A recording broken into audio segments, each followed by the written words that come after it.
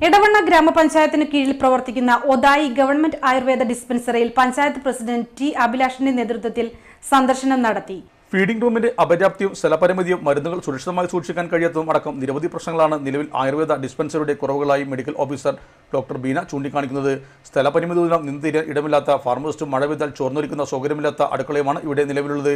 ഇതിനു പുറമെ എലിശല്യവും മരുന്നുകൾ സുരക്ഷിതമായി സൂക്ഷിക്കുന്നത് വലിയൊരു വെല്ലുവിളിയായി മാറുന്നു. നിലവിലെ പ്രശ്നങ്ങൾക്ക് പഞ്ചായത്തിൽ നിന്നും വേണ്ട നടപടി സ്വീകരിക്കുമെന്നും പുതിയ ഘട്ടങ്ങളിൽ കിടത്തി ചികിത്സകൾ പോലുള്ള നടത്താൻ കഴിയുമോ എന്നും പരിഗണനയിലാണെന്നും പഞ്ചായത്ത് പ്രസിഡന്റ് ടി അഭിലാഷ് പറഞ്ഞു. പഞ്ചായത്ത് വൈസ് പ്രസിഡന്റ് നുസ്രത്ത് വലീദും കൊളക്കാട് വാർഡ് മെമ്പറായ KP ബാബുരാജനും സംഘത്തിലുണ്ടായിരുന്നു. നമ്മൾ